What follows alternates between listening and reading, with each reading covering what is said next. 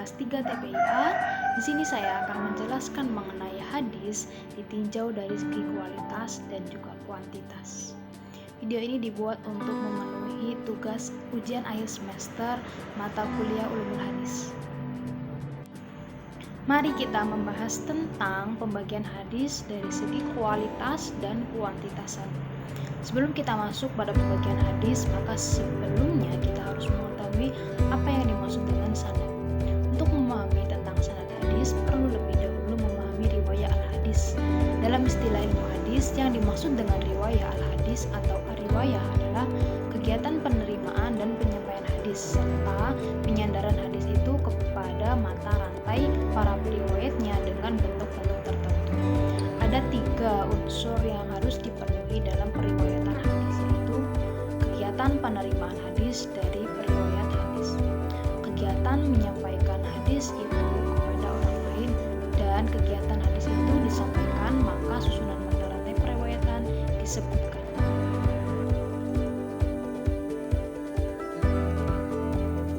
Pertama, pembagian hadis berdasarkan kuantitas sanad. Kuantitas hadis di sini yaitu dari segi jumlah orang yang meriwayatkan suatu hadis atau dari segi jumlah sanadnya. Jumhur ulama membagi hadis secara garis besar menjadi 2 macam, yaitu hadis mutawatir dan hadis ahad. Di samping pembagian lain yang diikuti oleh sebagian para ulama, yaitu pembagian menjadi 3 macam, yaitu hadis mutawatir, hadis masyhur, dan hadis ahad. Yang pertama yaitu hadis mutawatir. Hadis mutawatir secara bahasa merupakan isim fa'il dari kata tawatur yang bermakna atatabu atau berturut-turut, atau datangnya sesuatu secara berturut-turut dan bergantian tanpa ada yang menyela. Secara istilah di kalangan ulama hadis, hadis mutawatir didefinisikan dengan redaksi yang beragam meskipun esensinya sama, yaitu hadis yang diriwayatkan oleh banyak periwayat pada tiap-tiap tingkatan sanadnya sehingga dapat dipercaya kebenarannya, mustahil mereka sepakat berdusta tentang hadis yang mereka riwayatkan. Adapun syarat-syarat hadis mutawatir. Hadis mutawatir dinyatakan valid kemutawatirannya apabila memenuhi persyaratan berikut. Yang pertama yaitu diriwayatkan oleh perawi yang banyak. Hadis mutawatir harus diriwayatkan oleh sejumlah besar perawi yang membawa keyakinan bahwa mereka tidak bersepakat untuk berdusta. Para ulama berbeda pendapat, ada yang menetapkan jumlah tertentu dan ada yang tidak menetapkannya. Adapun ulama yang menetapkan jumlah tertentu masih berselisih mengenai jumlahnya.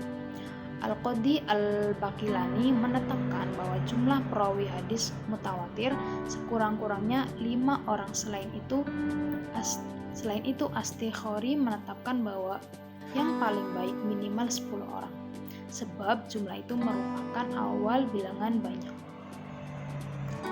Kemudian syarat yang kedua yaitu keseimbangan antara perawi tobaqot atau lapisan pertama dan tobaqot berikutnya. Jika hadis diriwayatkan oleh 20 orang sahabat kemudian diterima oleh 10 tabi'in, tidak dapat digolongkan sebagai hadis mutawatir, sebab jumlah perawinya tidak seimbang antara tobaqot pertama dan tobaqot seterusnya. Dan syarat yang ketiga yaitu berdasarkan penglihatan langsung atau indrawi atau empiris. Berita yang disampaikan oleh perawi harus berdasarkan tanggapan panca indera. Artinya berita yang disampaikan harus merupakan hasil pendengaran dan penglihatannya sendiri. Kemudian ada pembagian hadis mutawatir. Yang pertama yaitu hadis mutawatir lafzi. Hadis mutawatir lafzi adalah hadis mutawatir dengan susunan redaksi yang sama persis. Contoh hadis mutawatir lafzi yaitu dari keterangan Abu Bakar Al-Bazzar diriwayatkan oleh 40 orang sahabat, bahkan menurut keterangan ulama lain ada 60 orang sahabat Rasul yang meriwayatkan hadis itu dengan redaksi yang sama. Kemudian hadis mutawatir ma'nawi. Hadis mutawatir ma'nawi adalah hadis yang hanya mutawatir maknanya, lafadznya tidak mutawatir. Contoh mutawatir ma'nawi sangat banyak diantaranya tentang ar-ru'yat, bilangan rakaat dalam sholat, dan lainnya. Contoh lainnya yaitu hadis yang menetapkan jumlah rakaat bagi sholat maghrib rakaat karena seluruh riwayatan dalam hal ini menetapkan bahwa sholat maghrib 3 rakaat, baik yang diriwayatkan saat Nabi SAW sholat maghrib di Madinah atau di Mekah, ataupun safar atau dalam perjalanan dan bermukim. Lain lagi ada riwayat bahwa para sahabat melakukan sholat maghrib 3 rakaat yang diketahui Nabi SAW. Tegasnya semua riwayat tersebut berlainan ceritanya, tetapi maksudnya suatu atau sama, yaitu menetapkan bahwa sholat maghrib itu jumlahnya 3 rakaat. Kemudian pembagian yang ketiga yaitu hadis mutawatir amali. Mutawatir amali adalah sesuatu yang diketahui dengan mudah bahwa dia termasuk urusan agama dan telah mutawatir antara umat Islam bahwa Nabi Muhammad SAW mengerjakannya, menyuruhnya, dan selain dari itu. Macam jumlah hadis mutawatir amali ini banyak jumlahnya, seperti sholat jenazah, sholat id, pelaksanaan haji, kadar zakat, dan lain-lain. Selain hadis mutawatir, ada juga hadis ahad. Secara bahasa, kata ahad atau wahid berarti satu. Maka hadis ahad atau hadis wahid adalah suatu berita yang disampaikan oleh satu orang.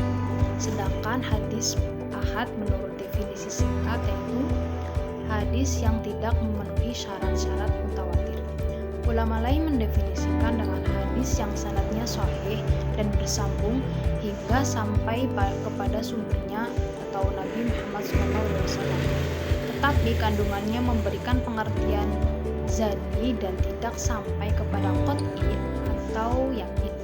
Dari dua definisi di atas ada dua hal yang harus digarisbawahi, yaitu dari sudut kuantitas perawinya hadis ahad berada di bawah kuantitas hadis mutawatir. Dari sudut isinya hadis ahad memberi faedah zani bukan qat'i. Lalu ada pembagian hadis ahad. Dalam hadis ahad terbagi dalam 3 kelompok, yaitu hadis masyhur.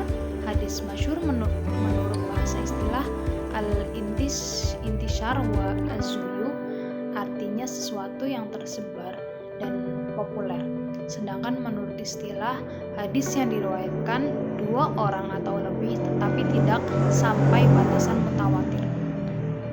Dari sudut kualitasnya dapat dibagi menjadi hadis masyhur sahih, hadis masyhur hasan, dan hadis masyhur yang dhaif. Lalu yang kedua ada hadis aziz. Aziz menurut bahasa berarti mulia, kuat, atau sedikit. Secara terminologis, aziz didefinisikan dengan hadis yang diriwayatkan oleh sedikitnya 2 orang perawi diterima dari 2 orang pun. Sebagaimana hadis masyhur, hadis aziz terbagi kepada sahih, hasan, dan dhaif. Pembagian ini tergantung kepada terpenuhi atau tidaknya ketentuan-ketentuan atau syarat-syarat yang berkaitan dengan kualitas ketiga kategori tersebut. Lalu yang ketiga ada hadis gharib. Gharib menurut bahasa berarti al-munfarid, artinya menyendiri, atau ba'id an aqribihi, artinya jauh dari kerabatnya. Sedangkan secara terminologis, gharib didefinisikan menjadi hadis yang diriwayatkan oleh seseorang perawi yang menyendiri dalam meriwayatkannya. Ada 2 macam pembagian hadis gharib. Yang pertama, dilihat dari sudut bentuk penyendirian perawi, yaitu hadis gharib mutlak dan hadis gharib nisbi. Yang kedua, dilihat dari sudut kaitannya antara penyendirian pada sanad dan matan, yaitu gharib pada sanad dan matan secara bersama-sama, dan gharib pada sanad saja. Setelah kita membahas tentang hadis ditinjau dari segi kuantitas, mari kita membahas hadis ditinjau dari segi kualitas. Yang pertama yaitu hadis sahih. Dari segi bahasa, sahih berarti lawan kata dari sakit. Sedangkan dari segi istilah, hadis sahih adalah hadis yang sanadnya bersambung, diriwayatkan oleh perawi yang adil dan dhabit dari sejak awal hingga akhir sanad tanpa adanya syadz dan ibad.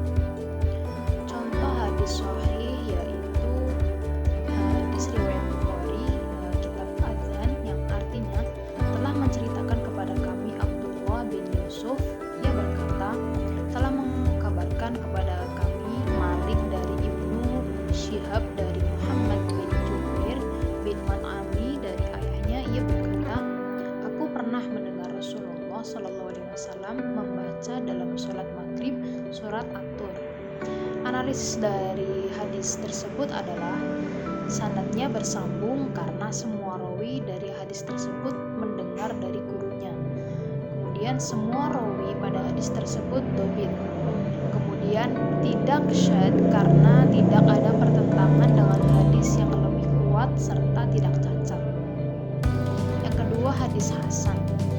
Dari definisi hadis hasan yaitu dikatakan bahwa hadis hasan hampir sama dengan hadis sahih. Hanya saja terdapat perbedaan dalam soal ingatan perawi.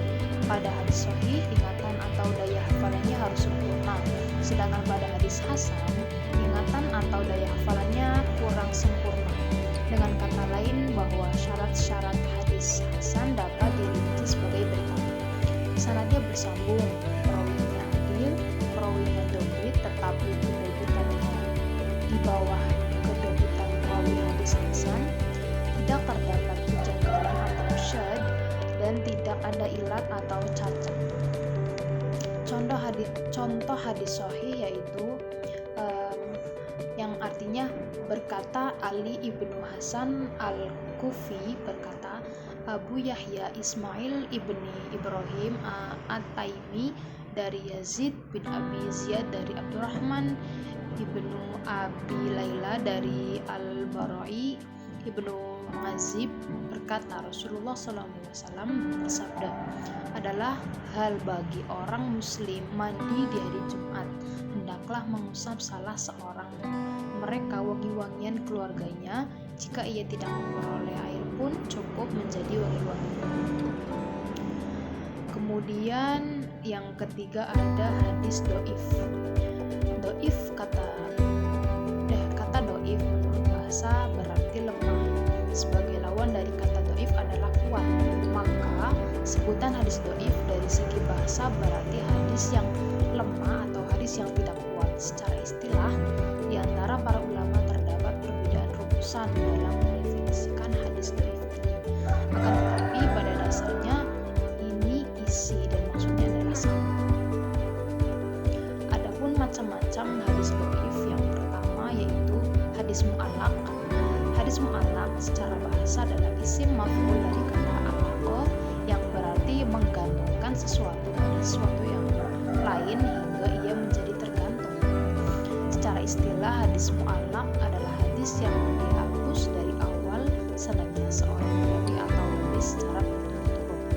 Contoh hadis mu'allaq yaitu hadis yang diriwayatkan oleh Bukhari pada muqaddimah bab mengenai menutup paha, berkata Abu Musa, Rasulullah SAW menutupi kedua lutut beliau ketika Utsman masuk. Yang kedua, hadis mursal.